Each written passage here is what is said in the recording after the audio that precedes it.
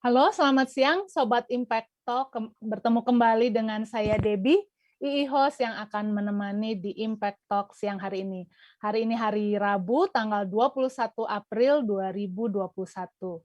Hari ini, seperti biasa, setiap hari Rabu kita berada dalam tema keluarga, Maximum Family, dan hari ini kita akan kembali belajar dari buku Maximum Marriage, dan kita akan memasuki bab kelima.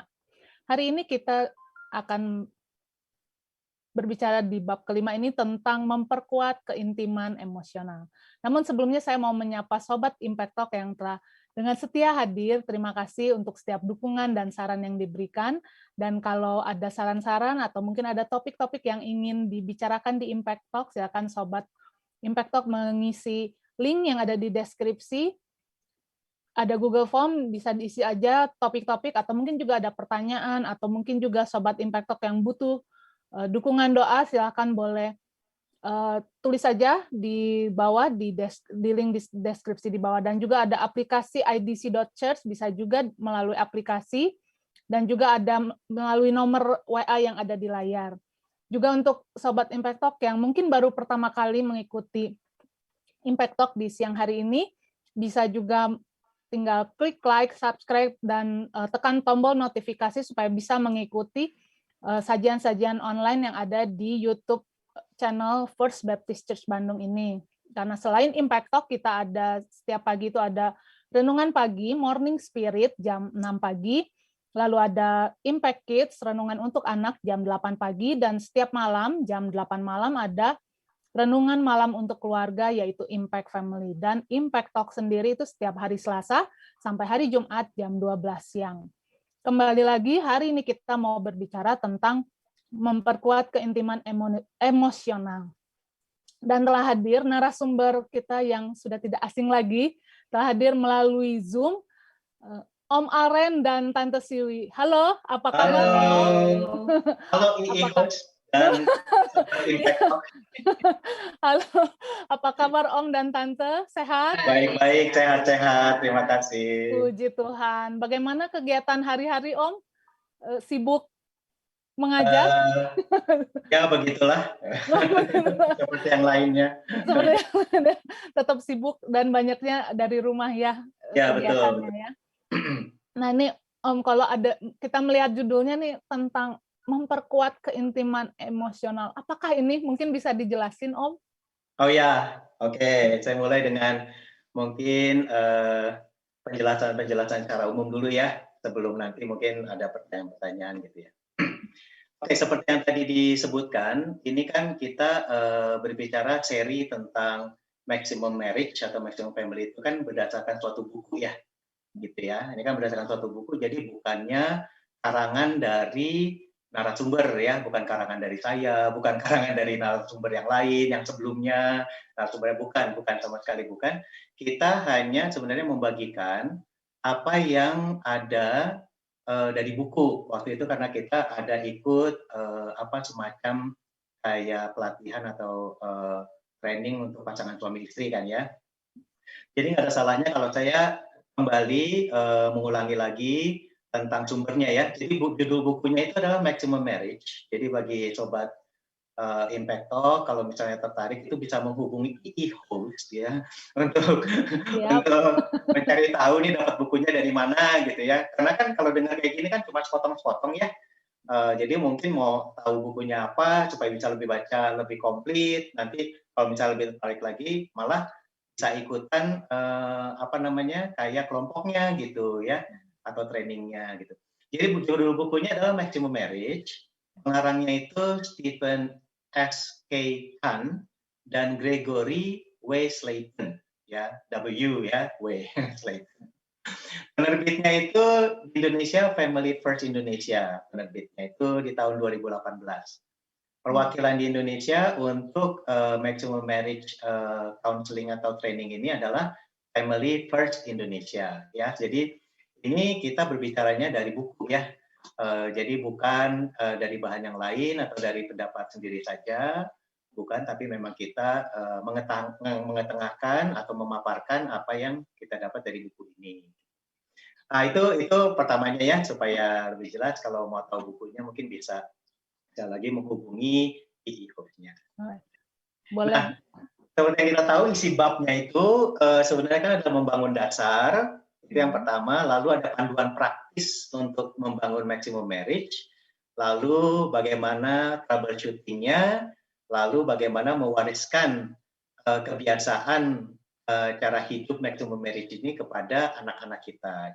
Nah, kita sekarang ini sebenarnya seri ini berada dalam bagian yang kedua, yaitu panduan praktis untuk membangun maximum marriage, gitu ya. Nah, kan membangunnya itu ada 5 sebenarnya, ada 5 bidang kehidupan yang dibangun untuk keintiman dalam maximum marriage itu. Jadi ini pengulangan ya, yaitu membangun keintiman spiritual, keintiman emosional, keintiman seksual, keintiman rekreasional, dan keintiman finansial. Nah, kebetulan kita sekarang ini berada pada yang kedua, setelah kemarin keintiman spiritual, sekarang di keintiman emosional, gitu ya. Oke, sekarang saya mulai dengan memperkuat keintiman emosional. Nah, buku ini mengutip ya temuan dari Stephen Covey ya. Saya lagi pengen minum kopi nih, jadi Stephen Covey. Oke, jadi Stephen Covey ya. Nanti yang punya nama marah. Stephen Covey itu menciptakan istilah yang berguna ya. Namanya adalah rekening bank emosi. Nah, rekening bank emosi ini artinya adalah rekening emosi seseorang pada hati orang lain yang berisi rasa percaya, rasa aman, dan rasa nyaman terhadap orang itu. Jadi misalnya si A ya, A dengan B. Kalau si B itu punya rasa nyaman, rasa percaya, rasa aman kepada si A, berarti rekening bank emosinya si A pada si B itu positif atau besar. Nah, gitu. Tapi kalau misalnya si B itu tidak merasa nyaman, tidak percaya, tidak merasa aman dengan si A, berarti rekening bank emosinya si A pada si B itu mungkin minus, gitu ya. Apalagi kalau si B itu baru dengar nama si A aja perutnya udah mules dan pengen kabur, gitu ya. Nah, itu udah minus banget. Gitu. Itu udah minus banget itu rekening bank emosinya. Gitu. Itu Stephen Covey ya. Kalau mau baca bukunya Stephen Covey ya bisa di Google ya. Itu ada apa tuh efektif ya, highly effective people ya. 7 Habits of Highly Effective People. Tapi sekarang tentang buku ini ya. Nah, selanjutnya gini. Jadi kalau kita menabung emosi positif, itu gimana sih caranya kita menabung emosi positif gitu kan ya? Gimana sih caranya supaya kalau kita sama orang lain itu ada rasa percaya, aman dan nyaman sama kita, itu gimana? Itu nggak bisa secara tiba-tiba, nggak bisa, tapi harus dengan action gitu ya.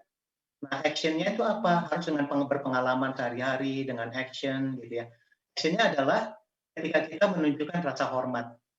Jadi kalau kita sama si B, misalnya saya si A gitu ya, sama si B itu saya menunjukkan rasa hormat, menunjukkan sopan santun, menepati janji, memberikan semangat, dan secara umum saya memperlakukan si B ini dengan dengan cinta kasih, dengan perhatian gitu ya. Nah itu maka tabungan emosinya itu akan naik. Rasa percaya, rasa aman dan nyaman akan timbul gitu ya. Malah si orang itu jadi menanti-nantikan pengen ketemu, kapan ya ketemunya nih, seneng karena enak gitu ya, percaya gitu ya. Nah itu dilakukan dengan cara itu, menunjukkan rasa hormat, sopan santun, menepati janji, memberikan semangat, berbicara hal yang baik, membangun gitu ya. Nah untuk tabungannya emosi positif ini ada terus, maka itu harus dilakukan secara teratur. Mungkin kalau orang lain kita ketemunya seminggu sekali, sebulan sekali ya. Nah sekarang kan kita bicaranya dengan pasangan hidup ya, suami istri. Itu kan ketemu setiap hari ya kan. 24 jam ya Om. Enggak, pokoknya setiap hari ya Om. Kalaupun nggak 24 jam banget ya, karena ada pergi-perginya. Lagi zaman COVID mungkin jadi lebih besar sering ketemunya ya, lagi zaman COVID kayak gini ya. Nah itu sebenarnya kesempatan untuk tabungan emosi positif gitu. itu kesempatan untuk suami istri menunjukkan rasa hormat, menunjukkan sopan santun, membantu, menepati janji, gitu kan, memberikan semangat. Nah itu sebenarnya kesempatan nih kalau kita ada di rumah gitu ya. Tapi Nah, bukannya justru ini Om, ya. karena di rumah jadi justru Berantem. emosi ya emosi lain yang timbul, emosi Betul, negatif betul, mungkin. betul. Betul, betul. Nah, itu nanti ada itu. Oh nanti ada ya? Ya, itu ada permasalahan-permasalahan yang muncul. Oh, Nah, itu nanti ada apa ya? Ada panduannya dari buku oh ini. baiklah, boleh nanti dilanjut. Cuma ini memang Ya, menarik Om, maksudnya ada istilah rekening bank emosi gitu ya. Maksudnya ya, kan biasanya seringkali ya itu kalau rekening bank ya wah, uang gitu kan, iya, atau ya pokoknya yang fisik begitu kan. Tapi kalau ya, ini emosi juga ternyata harus ada ini ya, ada betul, rekeningnya ya. betul. Harus harus yang dimasukinnya positif gitu ya, maksudnya Iya, emosi-emosi benar. positif. Boleh Iya, boleh Om, silahkan dilanjutkan Om. betul, betul. Jadi jangan hanya rekening hanya aja yang tinggi gitu ya. Yang nyebut merek nih saya nih. Waduh, jangan nyebut Nggak merek ya. apa-apa Om, belum belum ada ininya. Boleh sebut merek. Ah, tapi rekening bank emosinya juga ya harus Wow. betul gitu ya, harus positif. Nah, kalau tadi kita menabung ya, kita Hmm. menabung tabungan emosi positif, tapi bisa juga kita itu menarik tabungan gitu. Jadi Hmm. kita menarik tabungan emosi positif kita. Caranya gimana tuh menarik tabungan emosi positif kita dari orang lain? Yaitu dengan cara mengkritik dengan kasar, mengkritik tanpa dasar gitu ya. Jadi Hmm. udah mengkritiknya tanpa dasar, terusnya kasar lagi caranya gitu ya. Itu udah pasti emosi si orang ini kepada kita itu pasti minus gitu ya. Hmm. Eh, Terusnya berkata-kata bersikap kasar, terusnya meremehkan. Nah, ini kan kita konteksnya sekarang pasangan ya, pasangan suami Hmm. istri ya. Nah, seperti tadi kalau misalnya kelamaan di rumah itu, kalau salah-salah, kita malah jadi sering mengkritik gitu ya. Sering mengkritik tanpa dasar ya, mengkritik dengan kasar, berkata kasar, Waduh. meremehkan pasangan gitu ya. Ya. Kadang-kadang kan meremehkan pasangan bukan dengan kata-kata aja ya, tapi Hmm. dengan gaya Klasik. muka gitu ya, Hmm. dengan sikap, dengan apa itu bisa menunjukkan kayak meremehkan atau tidak menepati janji atau memperlakukan pasangan dengan buruk. Nah, Hmm. itu menarik tabungan emosi positifnya gitu. Hmm. Nah, kalau tabungan emosi positifnya itu ditarik terus, jadi ini orangnya rajin gitu ya, rajin narik tabungan gitu ya, bukan bukan rajin Bukan nabung bukan. ya. Jadi rajin menarik tabungan emosi positif ya. Jadi rajin Hmm. mengkritik ya, Iya. rajin berkata kasar kepada pasangan gitu ya. Hmm. Rajin banget ngeremehin Waduh, pasangan itu waduh, rajin waduh, banget waduh. gitu ya. Hobi gitu. Nah, itu pasti tabungan emosi positifnya itu minus gitu ya. Hmm. Kalau pihak bank aja begitu kita dapat surat teguran ya, wah ini udah habis nih gitu ya. Oh, kan ditutup gitu ya. Nah, Hmm. kalau misalnya dengan pasangan, tabungan emosi positifnya minus, akan tercipta kepahitan, ketidakpercayaan, perselisihan, perasaan tidak nyaman, perasaan tidak aman. Dan Iya. itu kan emosi ya. Dan Hmm. itu pasti mempengaruhi keintiman yang lain. Itu pasti mempengaruhi keintiman rekreasional, pasti mempengaruhi keintiman finansial, pasti mempengaruhi keintiman spiritual, pasti Spiritual. mempengaruhi keintiman seksual juga. Gitu ya. Hmm. Jadi semuanya saling berkaitan, semuanya saling berkaitan. Jadi makanya ini maksudnya di sini memperkuat keintiman emosional tuh penting ya berarti Om dalam hubungan suami istri, dalam hubungan suami ya pasangan gitu penting ya. Ya, penting, penting sekali. Sama seperti memperkuat keintiman yang lain ya, Hmm. spiritual, finansial, dan yang lain itu sama Hmm. sih. Jadi posisinya itu harusnya harusnya kalau kita membiasakan diri di satu sisi, itu Hmm. pasti akan menular ke bidang yang lain gitu.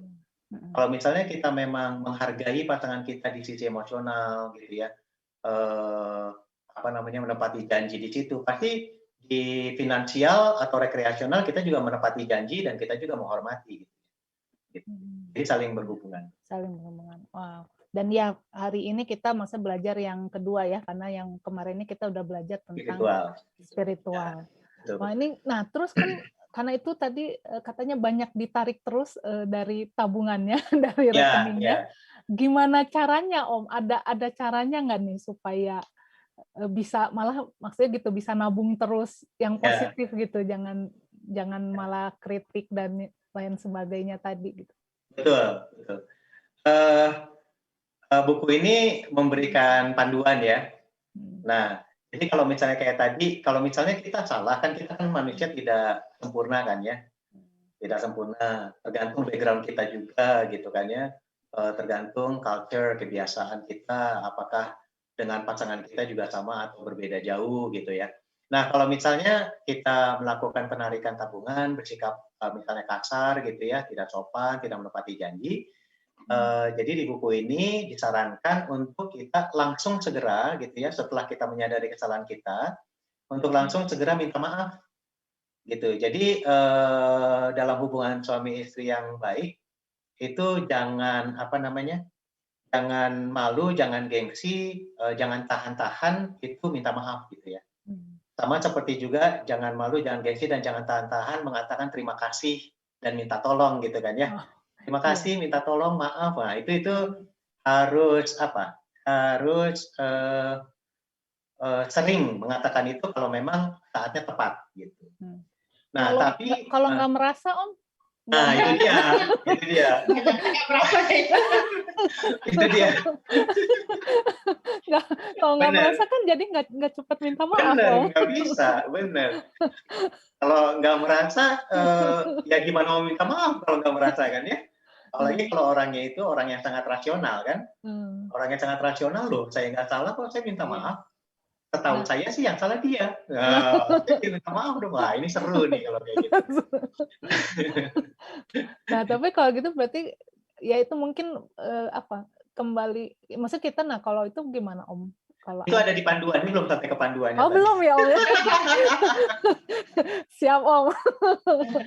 Silakan Om. Nah, jadi gini, kan tadi kan kita harus jangan sungkan-sungkan ya, jangan menahan-nahan juga minta maaf ketika kita sadar bahwa kita salah gitu ya.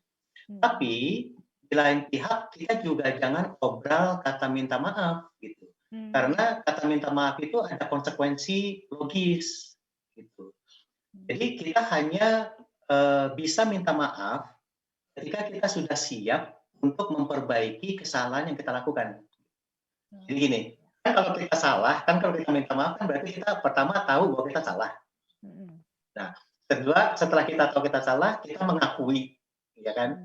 Karena ada orang salah nggak mau ngakuin, gitu ya. Ada kan? Oh, saya salah nih, bener nih. Tapi kalau ngaku gengsi, nggak mau ngaku, gitu kan? Eh, gitu. Kan ada orang yang pintar ngomong juga ya, yang bisa memutarbalikkan sesuatu itu yang tadinya salah jadi nggak salah gitu dengan bukti-bukti ini itu gitu ya. Nah, jadi ketika kita tahu bahwa kita salah, kedua kita memang mau mengakui bahwa kita salah. Nah, saat itu kita jangan minta maaf dulu. Belum, ada satu syarat lagi yang harus kita siapkan sebelum kita minta maaf, yaitu apakah kita bersedia untuk bertobat tidak melakukan itu lagi. Nah, gitu. Itu poin yang sering dilupakan. Jadi sering pasangan itu ketika salah dia tahu, dia mengakui, terus dia bilang, oh iya gue salah nih, minta maaf ya.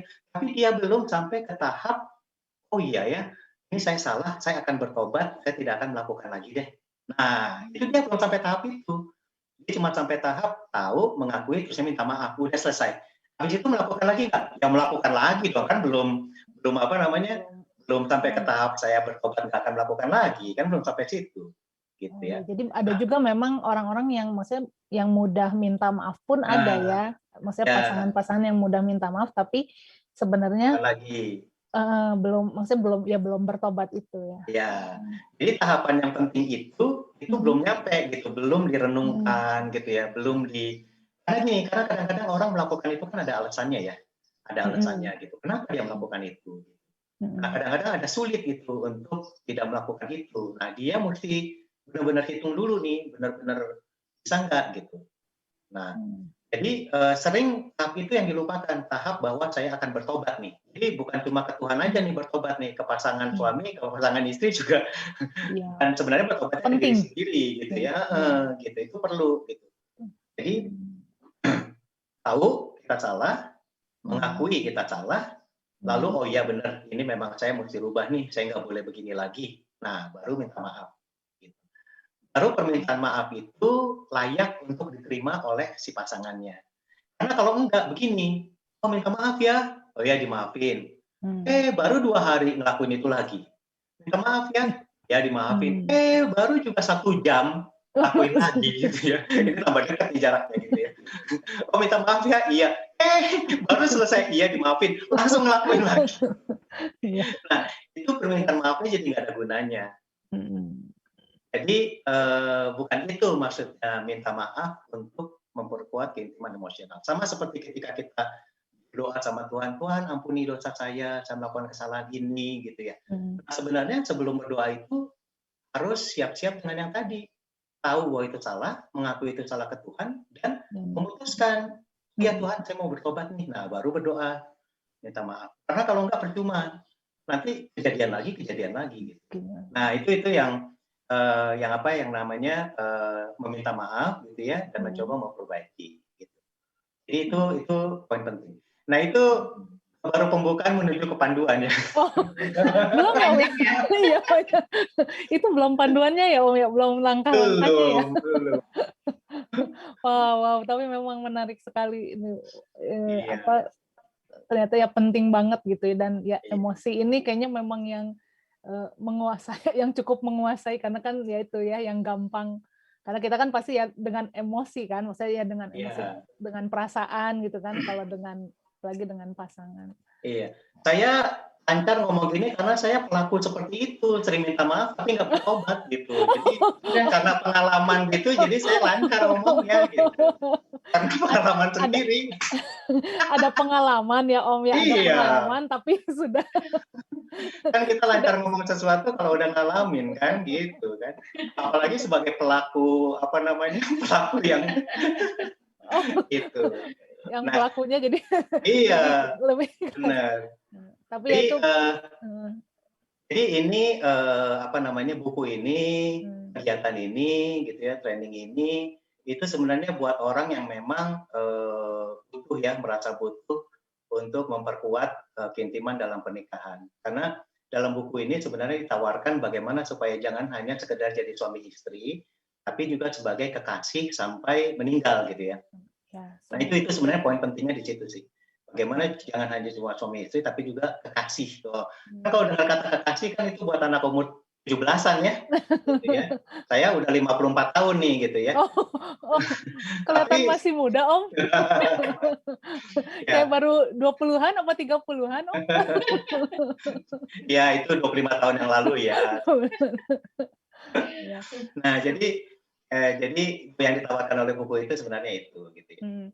Dan ini ya Om ya, maksudnya ya betul yang tadi, jadi ingat lagi, maksudnya seumur hidup itu berarti kan ya kita semua ya, maksudnya ya Om Tante, maksudnya kita semua masih terus belajar, masih terus ya, maksudnya kayak ini belajar dari buku juga ya. Terima kasih juga Om Tante yang menjadi mentor kami. Ya, kan di kelompoknya. Nah, ya, KTB ya. Ya KTB-nya sama Om Itu Tante. tahun yang lalu. Udah. Nah, tapi ya memang benar ya, dari kemarin juga ya sama Mas Ferry Karista pun diingetin, maksudnya memang kita terus ya belajar terus gitu, dan bukan kita sudah perfect, maksudnya kalaupun sudah belajar buku ini sudah perfect, sudah sempurna, tapi kan kita tetap terus proses belajar terus menerusnya. Betul. Yes. Silakan Om. Ya, kan nggak akan sempurna lah. Kalau saya sih secara pribadi ya, saya sih tidak berekspektasi bahwa saya akan jadi suami yang sempurna, enggak sih. Karena kalau saya setiap hari semakin baik sedikit aja gitu ya, anggap aja skala kebaikannya itu dalam meter gitu ya. Kalau saya setiap hari semakin baik 1 milimeter aja, saya sih sudah bersyukur gitu ya. Sambil lihat muka istri gitu ya, oh udah oke gitu ya. Kalau itu sih Tante ada ya perubahannya Tante? Ada perubahannya Tante? Ada banyak. Iya, nggak berharap sempurna sih, karena memang ya nggak mungkin sih gitu ya. Dan memang ini perjalanan ya, justru kita nikmati aja perjalanannya begitu. Untuk maximum marriage itu ya nikmati perjalanannya, nikmati kepentok-pentoknya, nikmati obatannya, nikmati ekspresinya gitu ya. Seperti itu sih. Jadi ini lebih enak gitu ngejalaninnya gitu. Nah, terus ada lagi contoh yang di buku ini kasih tahu. Ini salah satu contoh yang paling sering terjadi ketika seorang pasangan menghancurkan pasangannya itu dia bilangnya itu kayak permainan bahasa Inggris ya, permainan whack-a-mole. Whack itu mukul ya, mole itu tikus tanah gitu ya. Jadi kan kalau kita pergi ke tempat permainan di mall-mall itu ya, tempat permainan kan ada kita masukin koin gitu ya, kita pegang palu, terusnya tikus yang muncul kita pukul gitu ya, tikus yang muncul kita pukul. Kalau berhasil dipukul kita dapat koin gitu ya, dapat koin gitu nanti bisa ditukar sama apa ditukar sama apa gitu ya. Nah, ini katakan seringkali pasangan itu menghancurkan hubungannya itu dengan cara itu. Jadi baru pasangannya ngomong, nah, langsung diserang, gitu ya, langsung dipukul gitu. Dipukulnya bisa dengan cara ekspresi meremehkan, gitu ya. Dipukulnya bisa dengan cara langsung dikritik. Dipukulnya bisa dengan cara juga kayak kita tidak memperhatikan dia ngomong, gitu. Nah, cara mukulnya beda-beda, tapi itu sebenarnya suatu pukulan ketika pasangannya berbicara. Nah, kalau itu terjadi terus, pasangannya jadi malas bicara gitu ya. Jadi merasa tidak berguna gitu. Jadi hubungannya kurang baik karena komunikasinya tidak jalan. Nah, itu salah satu ya, karena sebenarnya kan banyak faktornya kayak tadi ya, tidak menepati janji gitu kan, bersikap kasar dan lain-lain, meremehkan. Oke. Mau ke panduan sekarang? Boleh Om. Ini Oke ya. menarik sekali. Iya, boleh supaya tahu nih Sobat Impact Talk juga langkah-langkahnya harus bagaimana. Nah, gini. Jadi memperkuat keintiman emosional itu, buku ini mengusulkan empat panduan gitu ya. Yang pertama itu adalah bersikap terbuka seterbuka mungkin kepada pasangan walaupun konsekuensinya kita itu berada dalam posisi yang rentan atau kita berada dalam posisi gampang diserang oleh pasangan kita. Wah, apa maksudnya nih Om? Nah, ini kalimatnya agak susah ya gitu ya. Nah, ini sebenarnya yang tadi itu. Tadi dibilang kan, kita kan ada masalah gitu kan. Karena kita selalu ada masalah kan tadi dibilangnya itu ya. Nah, masalah yang muncul salah satunya itu kalau menurut buku ini adalah ketika suami dan istri tidak terbuka untuk segala hal. Misalnya kalau dalam buku itu dicontohkan dalam hal pekerjaan gitu. Kalau misalnya suaminya nggak pernah ngomong tentang kerjanya ke istri sama sekali, nggak ngomongin soal di kantor, nggak ngomongin soal pimpinannya, soal kerjaannya, nggak ngomongin soal teman-temannya, nggak ngomongin kegiatannya apa, pokoknya nggak mau ngomong gitu. Kan istrinya jadi bingung ya. Jadi pertama itu, yang kedua istrinya juga jadi merasa nih kok suami saya nggak mempercayai saya gitu ya, kok nggak cerita tentang itu. Nah, ini yang keterbukaan itu. Padahal sebenarnya suami itu tidak cerita ke istrinya karena dia takut dia posisinya lemah di hadapan istri. Karena mungkin dalam pekerjaannya itu dia tidak begitu menguasai, tidak begitu bagus. Mungkin suka ditegur sama atasannya misalnya gitu ya. Atau mungkin dia sama rekan sekerjanya juga kurang baik hubungannya. Kan kalau itu diceritakan ke istrinya misalnya gitu, atau istri kepada suaminya gitu, kan mungkin pasangannya bisa nyerang. Kamu sih nggak begini, kamu sih nggak. Nah, itu rentan gitu kan. Jadi dia membuka diri, dia menjadi rentan gitu kan. Nah, jadi seringkali tidak terbuka itu karena dia tidak percaya pasangannya itu akan bisa menerima keterbukaannya gitu. Nah, keterbukaannya itu mungkin berisi sesuatu yang kelemahan dia. Padahal itu yang maksudnya padahal penting ya untuk kita komunikasi ya. Betul. Padahal itu sebenarnya kalau mau kita lihat ya, itu sebenarnya salah satu cara membuat pasangan suami istri itu hubungannya emosinya semakin kuat, ya, bondingnya itu malah semakin kuat gitu. Asal keduanya itu memahami panduan ini ya, memahami hal ini gitu. Makanya hal ini kan pentingnya buat yang sebelum menikah atau yang sudah menikah juga gitu ya. Jadi misalnya ceritanya soal kerjaan, oh iya nih saya lemah di sini, jadi saya ditegur terus nih sama atasan saya gitu. Nah, gimana supaya pasangannya entah istri atau suami itu mendengarkan gitu ya, melihat, memperhatikan gitu ya, suaminya terusnya memberikan dorongan gitu kan. Nah, tapi kan kecenderungannya nggak gitu ya, kecenderungannya kan, Ya. "Loh kenapa kamu nggak gitu? Kan itu kerjaan kamu, kok kamu nggak bisa sih?" Oh gitu kan. "Kamu pasti ngerjain yang lain deh sampai yang itu terbengkalai." Wah udah mulai, kalau udah mulai kayak begitu kan, itu namanya, bersikap terbuka. Ketika kita terbuka, kita jadi rentan diserang. Nah, tapi justru menurut buku ini, justru kita harus bersikap terbuka dan menyediakan diri rentan kepada pasangan kita seperti Adam dan Hawa waktu zaman belum jatuh dalam dosa. Gitu. Adam dan Hawa jatuh dalam dosa terbuka, mereka nggak pakai baju apa-apa kok, tapi mereka nggak saling malu, gitu ya. Mereka terbuka, terima apa adanya, satu sama lain terima, gitu ya. Malahan waktu Hawa nawarin buahnya ke Adam juga, nih terima. Si Adamnya juga terima, gitu ya. Makan, gitu ya. Nah setelah dimakan baru kan dosa masuk, barulah mulai, itu salahnya si itu salahnya si itu, bukan salah saya, gitu kan. Tapi ini sebenarnya mau mengembalikan gimana kita coba usahakan kembali ke zaman waktu kita Taman Eden sebelum jatuh dalam dosa, bersikap terbuka. Jadi ini sebenarnya tantangannya ini bukan hanya di pihak yang mau terbuka. Misalnya suami mau terbuka terhadap kerjaannya atau terhadap temannya atau apa gitu. Bukan hanya suaminya yang harus siap, tapi istrinya harus siap. Jadi suaminya siap terbuka gitu ya, dalam posisi rentan, tapi istri juga harus siap untuk bersikap yang tepat gitu. Yaitu bersikap tidak meremehkan, bersikap tidak menghakimi, bersikap tidak kasar, tidak menghakimi gitu ya. Jadi pasangannya juga harus mau mendengarkan gitu ya Om ya. Ya, nanti istri juga begitu. Dia misalnya ada dalam hal apa gitu ya. Nah dia juga terbuka ke suaminya. Nah, suaminya juga jangan sok jago gitu ya. Baru istrinya bilang, iya nih saya nggak gini. Elu sih, nah udah deh kalau udah mulai dengan elu sih ya. Bukan namanya Lucy loh ya. Kalau istrinya namanya Lucy, ya itu manggil gitu. Tapi ini kalau elu sih gitu kan, nah itu lain lagi udah. Itu udah tanda-tanda aja gitu ya. Malah jadi Nah itu rame jadi nanti. Jadi rame udah. Jadi bersikap terbuka, menyiapkan diri, merelakan diri rentan, karena kita punya keyakinan bahwa pasangan kita akan bisa reaksi dengan baik. Nah itu sebenarnya idenya begitu. Idenya begitu. Jadi dalam situasi ini pasangan harus mendengar dulu, jangan langsung jadi gini, ngomongnya itu jangan reaktif gitu. Jangan kepikir apa langsung ngomong gitu ya.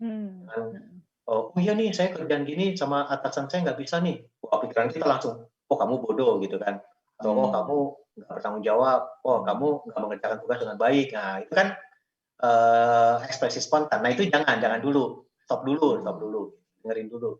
Nah seperti itulah. Wow. Itu. Tapi memang Nah, susah Om kayaknya. Susah kenapa kalau kita untuk perlu dengerin dulu. Susah untuk ngedengerin dulu. Kalau perlu hitung sampai 10 gitu ya. Ya. Okay. Kan ada joke kan, kalau sama istri atau suami, waktu ngobrol itu sampai 10. Kalau sama bos itu sampai 100. Oh, Karena orang ternyata lebih takut sama bosnya gitu daripada sama istri atau suaminya. Jadi gini, orang cenderung lebih hati-hati ngomong kepada bos atau atasan gitu ya, daripada hati-hati ngomong kepada istri atau suami. Padahal harusnya ya sama-sama penting gitu ya. Gitu. Itu yang pertama gitu ya. Nah, keterbukaan itu penting karena dari situlah makanya bonding emosinya itu muncul. Ketika si suami atau si istri mengasih tahu ini loh saya, oh ternyata pasangan saya nggak sempurna ya, ternyata lemah di situ. Oh ya saya terima, malah saya dukung. Nah, ketika didukung itulah bondingnya itu muncul. Nah, sebenarnya panduan yang pertama, bersikap terbuka dan siap sedia rentan terhadap pasangan, itu harus berbarengan dengan panduan yang kedua. Oh, apa itu? Panduan yang kedua itu adalah menerima satu sama lain sepenuhnya. Gitu. Jadi ketika yang satu bersikap terbuka dan siap sedia untuk rentan, nah si pasangannya harus siap untuk menerima satu sama lain sepenuhnya. Itu vice versa ya, jadi sebaliknya gitu ya, suami ke istri ke suami. Karena perbedaan-perbedaan gitu pasti banyak kan di soal kebiasaan, di soal karakter. Ada orang yang perfeksionis gitu ya, tapi ada juga orang yang pragmatis gitu. Nah, perfeksionis ini mesti beres dulu nih urusan kerjaannya mesti beres dulu dan beresnya juga mesti bagus gitu.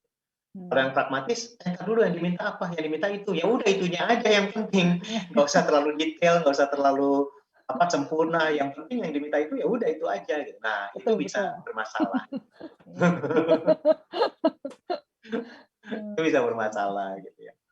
Jadi harus bisa menerima ya Om ya, maksudnya ya pasangan kita seperti apa gitu, Ya, dan ya kitanya juga, maksudnya pasangan kita juga harus bisa nerima kitanya juga gitu ya. ya. Harus kenal juga sih pasangan kita tuh, dia tuh apa sih tipenya, perfeksionis bukan, oh bukan, pragmatis bukan, oh bukan. Apa ya kalau nggak perfeksionis, nggak pragmatis apa ya, bingung saya. Nah, itu mesti dicari tahu. Apalagi melankolis. Oh, melankolis ya. Melankolis juga bukan. Oh, bukan. Koleris deh. Nah, itu cari tahu. Oh, ya, ya. Sama bahasa kasihnya juga mesti tahu gitu Ya, ya, bahasa betul. Ya, kasihnya gitu. bahasa kasih. Nanti kayaknya ada ya ini ya bahasan bahasa kasih ya. Tapi ya. Ya, tapi nggak di sini sih. Iya, iya. Oh iya. Nanti bisa cari tahu sendiri, tapi ya betul penting kita untuk Ya, tahu ya salah satunya bahasa kasih. Ya, benar. silakan Om.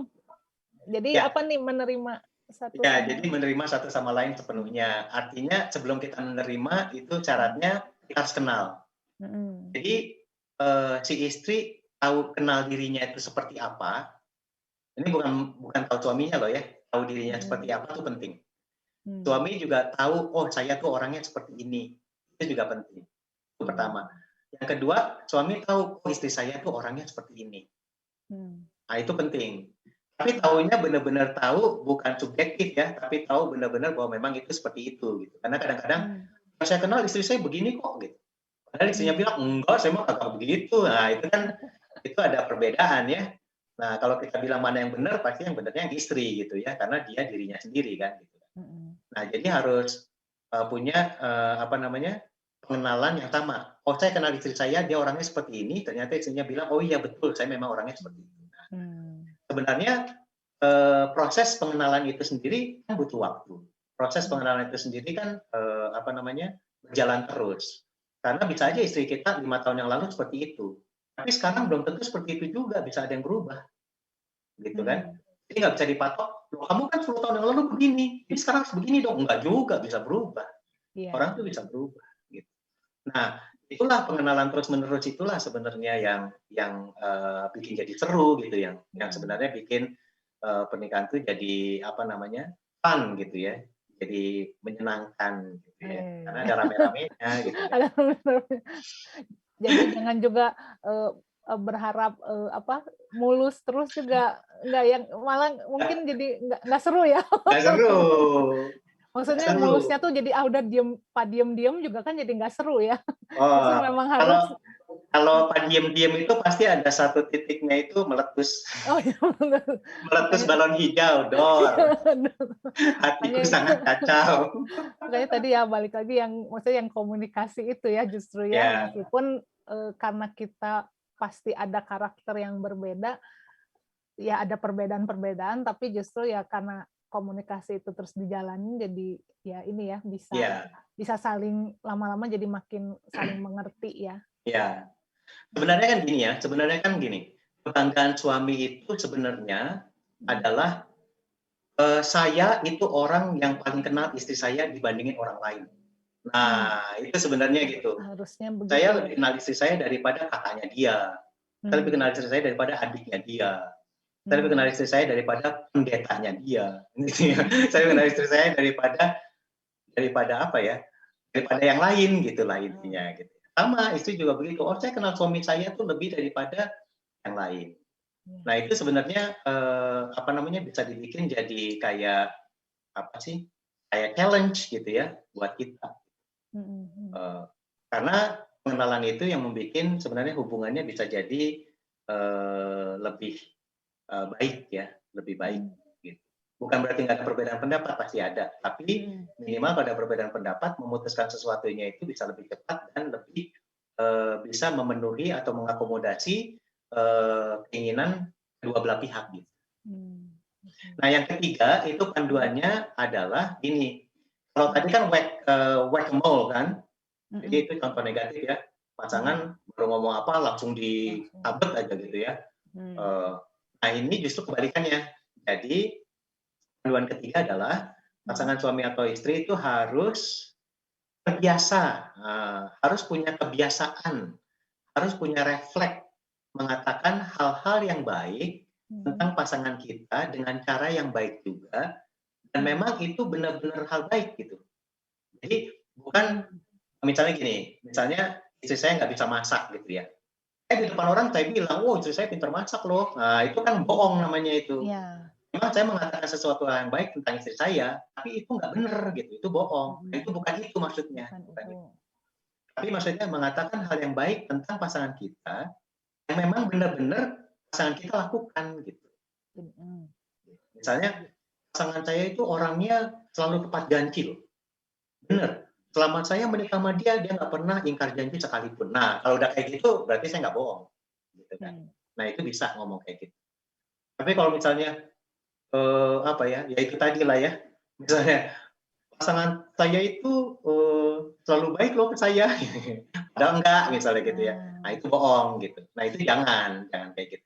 Jadi, mengatakan yang baik, ya, yang benar-benar baik tentang pasangan kita dengan cara yang baik. Nah, ini sebenarnya mungkin mengatakan yang benar ya Om ya, maksudnya mengatakan hal benar-benar ya. Ya, mengatakan hal yang baik yang benar. Karena gini, yang benar juga kan ada yang jelek kan? Ya kan? Misalnya pasangan kita suka apa ya? Yang jelek itu apa sih? Salah satu contoh kebiasaan yang jelek? Apa ya? Apa ya Om? Kalau yang jelek kok jadi susah ya? Contohnya apa misalnya? Misalnya ada yang jelek lah gitu ya.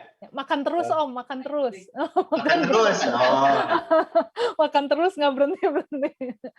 Ya, misalnya makan terus gitu ya. Atau misalnya suka comot makanan orang dari piring orang lain misalnya gitu ya. Itu kan aneh ya sebenarnya ya, tapi anggaplah benar itu. Nah, kalau ada kebiasaan kayak begitu yang jelek, nggak usah diomongin ke orang lain. Jangan. Gitu. Karena itu walaupun itu jujur loh, itu jujur dan itu benar, tapi jangan dikasih tahu. Orang lain mah nggak perlu tahu gitu ya. Kalau orang lain tahunya dari ngelihat dengan mata kepala sendiri, ya udah apa boleh buat kalau itu mah. Gitu. Tapi sebagai suami atau sebagai istri itu harus menjaga kebaikan suami dan istri. Jadi jujur dan benar bukan berarti kejelekan juga diomongin. Bukan berarti nggak perlu juga kan, orang lain juga kan nggak perlu dengar-dengar yang kayak gitu kan. Gitu ya. Karena kalau kita ngobrol sama teman kita juga pasti akan ngerasa nggak suka kalau ngedengar temennya ngejelekin istrinya, bener ya? Ya kan? Misalnya kita ngobrol nih sama teman kita ngejelekin istrinya, pasti kita nggak suka. Pasti. Karena kita akan berpikir, nah dia istrinya aja dia jelekin, apalagi gue, gitu kan? Saya kan cuma temennya dia. Nah kalau istrinya aja dia jelekin, kalau dia ngomong ke orang lain tentang saya, pasti saya juga bakal dijelekin 10 kali lipat. Bener ya? Nah gitu. Jadi kita mengatakanlah hal-hal yang baik tentang pasangan kita, tapi itu sesuatu yang benar. Dengan cara yang baik juga. Jadi sebenarnya ini adalah suami atau istri belajar untuk lebih fokus melihat pada sisi baiknya si pasangan daripada fokus pada sisi kekurangannya. Karena tiap orang kan pasti punya kekurangan ya. Gitu. Karena ketika kita fokus pada sisi baiknya, mungkin sisi baiknya akan jadi kayak dikasih makan kan ya. Jadi kalau kita fokus kepada sesuatu hal, maka sesuatu hal itu dikasih makan. Kalau kita fokus pada hal yang baik itu dikasih makan. Itu jadi semakin besar. Tapi kalau hal yang kekurangannya kita nggak fokuskan, itu nggak dikasih makan. Lama-lama kekurangannya jadi makin kurus. Makin kurus lama-lama mati. Nah mudah-mudahan begitu. Amin. Ya kayak ragi nggak dikasih makan mati. Makanya mengerti banget ya tentang ragi, Om. Ada yang bisikin kayak lagi, so. Kayaknya itu memang ahli masak ya Om ya, tadi jadi mengatakan yang benar Om ya, bukan yang mengatakan benar bahwa istrinya jago masak ya Om. Nanti di sesi yang lain nanti dibahas. Sudah pernah anaknya yang membahas waktu itu. Oh, nah ya. Sobat Oke. Impact Talk kalau penasaran cari di playlist ya Impact Talk. Ada Irlona Oh iya. yang sudah pernah membahas tentang ini kesenangan hobinya mama. Hobi mama. Nah, Ya. lanjut lagi Om, silahkan. Oke. Ya. Ini kan ada 4 ya. Tadi saya Ya. sebutnya udah 3. Saya ulangi lagi. Yang pertama adalah bersikap terbuka walaupun kita jadi rentan terhadap pasangan. Sikap terbuka itu gunanya supaya kita ada bonding emosi gitu ya dengan pasangan kita. Kedua, bersikap menerima satu sama lain sepenuhnya dan bersiap sedia menerima kekurangan pasangan kita karena itu berhubungan dengan yang nomor 1 ya. Karena tanpa nomor 2, nomor 1 itu malah bisa jadi masalah. Yang ketiga, yang tadi itu adalah mengatakan hal-hal yang baik, yang benar ya tentang pasangan kita dengan cara yang baik juga. Nah, yang keempat ini pasangan suami istri itu menurut buku ini sebaiknya perlu secara rutin menyempatkan diri untuk membicarakan hal-hal yang penting gitu ya. Hal-hal yang penting. Kan kita sering bicara kalau sama pasangan suami istri misalnya, oh film itu bagus ya, terus diskusi soal film gitu ya. Atau ngomongin TikTok ini lucu ya gitu ya. Oh, TikTok ya Om sekarang. TikTok. Tadi suami istrinya mau bikin TikTok. Oh, iya. Boleh. Nanti ditunggu ya suami istri yang mau bikin TikTok. Nah, itu pembicaraan yang menyenangkan gitu ya. Dan itu pembicaraan yang bagus juga gitu ya. Maksudnya hal-hal yang kecil-kecil gitu kan sebenarnya masuk ke dalam quality time gitu ya. Jadi quality time itu kan bisa juga muncul dari sesuatu yang tidak direncanakan, dari sesuatu yang muncul secara spontanitas gitu ya, muncul dari sesuatu yang memang itulah yang mendekatkan gitu. Tapi kita juga perlu sebenarnya secara periodik, secara rutin menyempatkan diri untuk bicara hal yang penting. Nah, buku ini mendaftarkan hal yang penting itu misalnya gini, membicarakan iman. Misalnya begini, suami istri itu tingkat pertumbuhan imannya pasti beda dan bisa bertumbuh ya. Kalau nggak bertumbuh berkurang gitu. Ya, dan pemahamannya juga kan misalnya berbeda. Gitu. Nah, kadang-kadang perlu juga suami istri misalnya membicarakannya itu tentang apa perbedaannya antara iman kepada Tuhan dengan ritual-ritual di gereja misalnya. Apakah iman kepada Tuhan itu identik dengan ritual di gereja? Nah, itu pernah nggak pasangan suami istri misalnya ngobrol tentang itu gitu. Jadi pemahaman tentang ritual gereja itu lebih jelas posisinya di mana, tapi juga iman kepada Tuhan juga lebih jelas posisinya di mana. Karena ada orang yang pergi ke gereja rajin tanpa iman, ada juga. Ada juga kan yang ateis Kristen ya. Orang Kristen tapi ateis. Dia percaya banget bahwa dia Kristen, tapi hidupnya sama sekali tidak mengandalkan Tuhan. Nah, itu seperti itu ya. Jadi bicara tentang iman. Apa sih perbedaannya ini? Gitu. Lalu tentang anak-anak misalnya, oh ini anak-anak udah makin gede nih gitu ya. Oh kayaknya anak-anak nih sekarang udah butuh sesuai dengan umurnya, ini udah butuh nih untuk belajar naik sepeda misalnya. Kalau umurnya baru 5 tahun, 6 tahun. Gitu. Oh, umurnya udah 10 tahun nih, belajar naik motor. Oh enggak ya, enggak. Bukan. Jadi, dia umurnya udah 16 atau 15, udah belajar naik motor, belum punya SIM nggak apa-apa. Oh dia umurnya udah 22 nih, udah jadi naik mobil misalnya. Nah itu kan perlu ya. Atau misalnya, anak kita nih hobinya apa sih sebenarnya? Oh dia ternyata hobinya karate, misalnya gitu ya. Oh, iman saya menentang karate enggak? Diskusiin. Iman saya menentang karate enggak? Apakah kalau saya beriman, karate enggak boleh? Nah, itu pembicaraan penting. Tapi saya lihat kayaknya itu jarang dibicarakan. Gitu ya. Apalagi kalau, Mom, gitu ya. Saya mau belajar kungfu. Gitu ya. Masih ada kungfu ya sebenarnya, Om, zaman sekarang. Sebenarnya kalau anak ngomong gitu, itulah kesempatan ngomongin sesuatu hal yang penting. Gitu Dan kungfu dan dimulainya, iman. oh ya, dan Itu persis dimulainya, atau enggak? Gitu. dan dimulainya berarti maksudnya dari suami istri ya, maksudnya yang harus Ya, mulai membicarakan hal-hal yang apa tadi khusus gitu yang ya, dan ya itu nanti gitu. akan terbawa saat dengan anak-anak juga gitu ya. Benar, benar. Juga untuk mempersiapkan anak, kita sih gini ya, kita tuh hidup di gereja baptis. Teman-teman orang gereja baptis. Di luar gereja baptis kayak saya sekolahnya sekolah Kristen. Teman-teman guru saya orang Kristen semua, guru sekolah minggu semuanya. Apalagi sekolah saya guru sekolah minggu juga. Gitu ya. Jadi artinya teman saya yang bukan Kristen siapa nih? Gitu kan. Nah, jadi padahal kalau kita lihat perkembangan di dunia, itu relativisme itu semakin banyak. Permisivisme, relativisme itu udah semakin banyak. Relatif itu artinya kamu punya iman itu, ya itu mah kamu. Itu relatif, buat kamu aja itu mah. Nah, apakah anak kita sudah dipersiapkan untuk hal seperti itu? Jadi yang tadinya sesuatu yang sangat dia pegang teguh, gitu ya, yang sangat penting buat dia, yang menjadi pusat hidupnya dia, ketika dia keluar, kuliah di tempat lain, ketemu sama orang lain yang free thinker atau apa, dibilang iman kamu mah gitu, saya mah enggak. Apakah dia siap atau dia goyah? Nah, itu sebenarnya sesuatu hal yang penting yang pasangan mesti bicarakan, yang nantinya dibicarakan juga dengan anak-anak, gitu. Karena belum tentu juga anak-anak di gereja menerima hal seperti itu, gitu. Itu orang tua yang perlu ngasih tahu, gitu. Apa perbedaannya antara ini dengan itu? Bagaimana ini pandangan orang apa sih? Apakah semua orang berpikir sama dengan kita? Apakah semua orang berpikir sama dengan kita tentang iman, tentang ketuhanan, tentang surga? Bagaimana kita menghadapi mereka? Nah, itu hal yang penting gitu ya. Jangan panjang-panjang lebar karena itu bisa jadi kepanjangan di sana nanti ngomongnya. Nanti bisa ada sesi berikutnya ya. Ya, tapi narasumber yang lain jangan saya.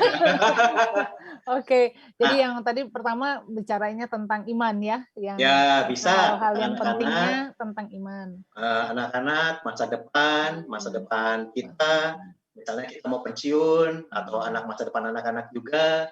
Terusnya tentang pekerjaan anak-anak, tentang pelayanan, gitu kan perlu dibicarakan nih. Teman hidup anak-anak ya, Om. Penting juga itu. penting gitu. juga ya, Om. Iya, nah itu perlu ada waktu khusus yang memang disengaja dibicarakan. Jadi jangan lepas tangan, udahlah semuanya itu kebutuhannya diurusin sama gereja atau dipenuhi sama program gereja, dipenuhi sama kegiatan gereja, nggak tentu juga, belum juga gitu. Karena itu tanggung jawab orang tua. Jadi orang tua yang secara pasangan suami istri berbicara hal yang penting gitu ya, tapi secara ke anak juga orang tua sudah mempersiapkan. Ya betul kan. Nah itu yang keempat gitu ya. Itu yang keempat. Itu panduan yang keempat. Ya karena memang ya itu ya bagaimanapun juga waktu itu dengan keluarga tetap yang lebih banyak, walaupun ya tadi kan kita mungkin ikut kegiatan gereja atau apalagi ya sekarang karena pandemi kan sebenarnya kegiatan gereja juga kegiatan persekutuan atau apa aja dari rumah ya. Jadi bagaimanapun juga tetap waktu dengan keluarga ya, pasangan dan dengan anak-anak juga gitu, orang tua dengan anak-anak ya waktunya banyaknya ya memang di rumah ya, maksudnya bersama-sama. Jadi kalau dengan gereja atau dengan teman-teman yang lain kan tetap terbatas ya. Jadi makanya belajarnya tetap di rumah ya, maksudnya belajar ya iman dan semuanya itu tetap. Wah, mantap. Jadi ini udah 4 ya, Om ya? Ada 4. Saya nggak boleh nambahin, karena kan itu buku. Nggak boleh nambahin. Oke, nah. Sesuai buku. Nah, terus kalau misalnya yang belum pernah melakukan ini ya, maksudnya kalau tadi yang saya sempat bilang juga kalau diam-diam aja, kalau ada masalah juga diam-diam aja. Nah, gimana nih cara mulainya supaya bisa melakukan ya hal ini supaya bisa memperkuat keintiman emosional ini?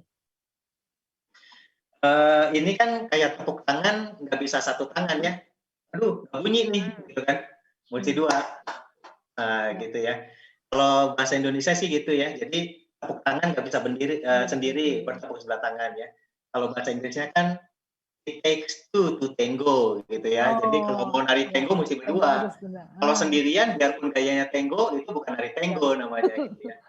Nah, keintiman apa namanya, maximum marriage itu yang lima-limanya ya, keintiman spiritual, emosional, keintiman finansial, rekreasional, seksual, semuanya itu hanya bisa terjadi ketika dua-duanya tahu bahwa itu perlu dan bersedia untuk belajar dan bersedia mempraktekkan hal itu. Harus dua-duanya, nggak bisa misalnya suaminya aja yang mau gitu ya, suaminya baca semua buku, ikutin trainingnya. Istrinya tahu juga enggak, pengen juga enggak gitu ya. Nah, jadi istrinya kaget, bingung gitu. Ini lu ngapain sih gitu. Jadi gitu, karena nggak ngerti. Nah, kalau misalnya yang kayak gitu mesti ajak dulu istrinya. Tuh, mesti diajak, kita perlu nggak ya sebenarnya kayak gini? Tuh. Mesti ngobrol dulu sih. Kayaknya kita perlu deh. Oh ya perlu ya, mau nih bener. Ya mau deh, yuk. Nah, langkah selanjutnya apa? Langkah selanjutnya hubungi II host. Kembali ya. Nanti II host yang menghubungi koordinator maximum marriage. Nah, siap. Jadi sobat Impact Talk katanya tuh. Jadi harus mulai maksudnya ngobrol dulu ya, komunikasi dengan pasangan dan boleh hubungi nomor yang di layar ya, hubungi host. Dan tadi ini sebelum nanti Om dan Tante kalau ada ini pesan-pesan untuk sobat Impact Talk, mau promosi dulu yang dari tadi udah diomongin, cuma ini kelihatan nggak ya bukunya? Bukunya ya. Wah, nggak kelihatan bukunya ya, ini karena lewat Zoom. Oh ada nih, sudah. Nah, buku ini judulnya juga jelas ya, Maximum Marriage. Nah tuh, ada buku panduannya juga ya. Nah, nanti pokoknya ya boleh hubungi II host lewat nomor yang ada di sini. Dan nanti juga ya itu yang tadi mungkin kalau Sobat Impact Talk sudah ngedengerin juga, kita ada kelompok-kelompoknya ya. Kelompoknya disebut KTB ya, kelompok tumbuh bersama. Jadi sama-sama ngobrolin, sama-sama membahas dari buku. Dan ada yang masih berjalan, ada yang sudah beres ya Om ya membahasnya. Tapi ya itu, membahasnya mungkin sudah beres, tapi perjalanan prosesnya masih terus untuk terus diperlengkapi untuk terus melakukan ya, masih prosesnya terus menerus. Nah ini sebelum berakhir Impact Talk-nya, silakan Om dan Tante ada pesan-pesan untuk Sobat Impact Talk. Pesan-pesannya ya. Ya gini, ini sebenarnya memang bahannya sangat bagus. Memang bahan untuk pernikahan itu kan sebenarnya ada banyak ya. Maksudnya kita juga nggak bisa menutup mata bahwa ini cuma satu-satunya bahan, nggak bisa. Ada banyak sekali bahan tentang pernikahan. Tapi ini bahannya bagus, bukunya bagus, gitu ya. Jadi untuk yang merencanakan menikah, gitu ya, artinya belum menikah kan ya, merencanakan menikah, tapi sudah menyadari, oh ini penting ya nanti kehidupan setelah menikah, karena saya sama istri bakal terus-terusan barengan gitu ya, atau yang baru menikah gitu. Bahkan yang sudah lama menikah pun ini tetap sangat baik gitu ya, untuk memulai dengan sengaja ya. Jadi ini nih poinnya sih, memulai dengan sengaja dan dengan konsisten memupuk kehidupan yang intim dalam 5 bidang dalam pernikahan. Ya, jadi dengan sengaja dan dengan konsisten memupuk kehidupan yang intim dalam hal spiritual suami istri, emosional suami istri, seksual suami istri, rekreasional suami istri, dan finansial suami istri. Kalau mengcover kelimanya itu, gitu ya, walaupun kita dalam prosesnya pasti kan itulah yang namanya fun ya, kita lakukan dengan sungguh-sungguh dan kita menikmati itu, gitu ya, menikmati prosesnya. Itu adalah sekarang ini adalah saat yang tepat buat yang mau menikah maupun yang sudah lama menikah. Ini adalah saat yang tepat untuk memulai kebiasaan itu. Dan yang berminat seperti yang tadi silakan hubungi saja.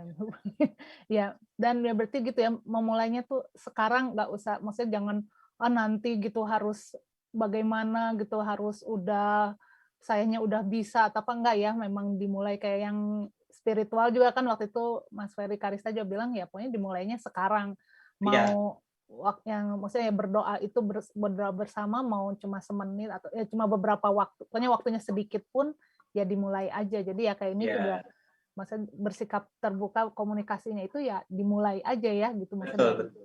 Seperti orang mau ke gereja gitu ya, jangan tunggu suci dulu baru mau ke gereja gitu ya. Kalau nunggu suci dulu baru ke gereja, nggak ke gereja sampai mati. Jangan tunggu jadi suami yang baik dulu baru ikutan ini, atau jangan tunggu sampai kita benar-benar baik dulu baru ikutan ini, ya enggak gitu. Iya, dan tadi apa, sengaja dan continue ya tadi? Ya, konsisten ya. Konsisten. Ya. Sengaja dan konsisten. Wow, banyak sekali nih yang didapat hari ini. Terima kasih nih Om dan Tante sudah berbagi. Nanti ditunggu ya berbagi bab-bab selanjutnya. Udah ada gilirannya tuh, udah ada jadwalnya. Oh, udah ada jadwalnya. Udah. Siap. Ya, sekali lagi terima kasih ya Om Tante sudah berbagi siang ini, dan Sobat Impact Talk, terima kasih juga yang sudah mengikuti acara Impact Talk ini yang tadi dari awal. Kalau yang mungkin baru di tengah-tengah mengikutinya, bisa nanti putar ulang lagi videonya dari awal, bisa mengikuti. Dan kalau masih bingung kok tadi ada pembahasan tentang maximum marriage yang lalu-lalu, ada, cari aja di playlistnya Impact Talk, itu ada, kita udah membahas dari bab pertama, dan hari ini tuh kita masuk bab yang kelima. Dan Impact Talk hari ini sampai sini dulu. Saya Debbie, II host. Saya Rain. Saya Siwi. Tante Siwi. Kami pamit undur diri. Dadah. Bye-bye. Tuhan Yesus memberkati. Tuhan Yesus memberkati.